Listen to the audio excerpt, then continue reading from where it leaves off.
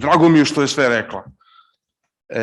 Meni lično je vrlo bitno da se kaže tako je vraćene su sve sudije koje su htjela da se vrate, izuzev nesmenjivog Gorana Kljajevića, neosuđivanog i neosuđenog koji nije rehabilitovan.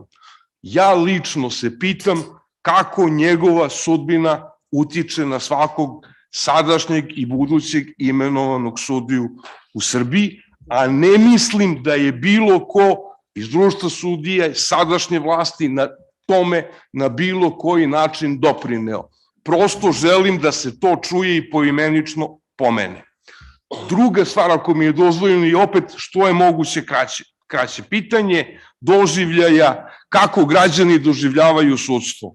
Pa evo, znači sa 30 i kusur godina iskustva u advokaturi, hajde da vidimo kako, vrlo kratko da kažem koji su moji doživljaji. Prvo, ja se ne slažem sa onim što je sudija rekla da je sudstvo loše. Protivim se tome, to nije tačno.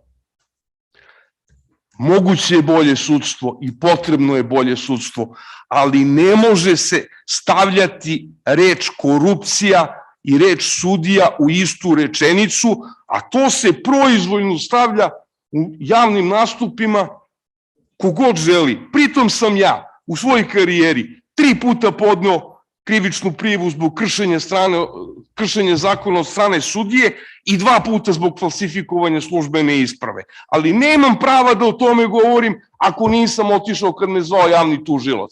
Postigao sam šta sam hteo u predmetu i na šta to liči da mi koji, mislim, javne ličnosti to ne smeju da kažu prosto zbog toga što to nije istina.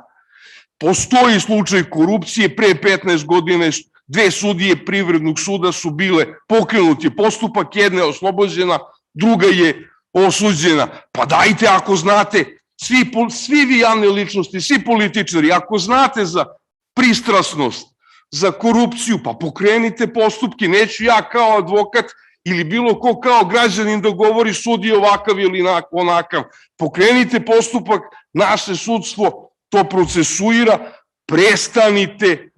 prestanimo svi da vršimo negativnu kampanju u odnosu na sudije, pa mi bolje sudije nemamo. Nemamo bolje. Izvinite, hvala vam. Hvala puno. Vidjet ćemo se na još dijaloga.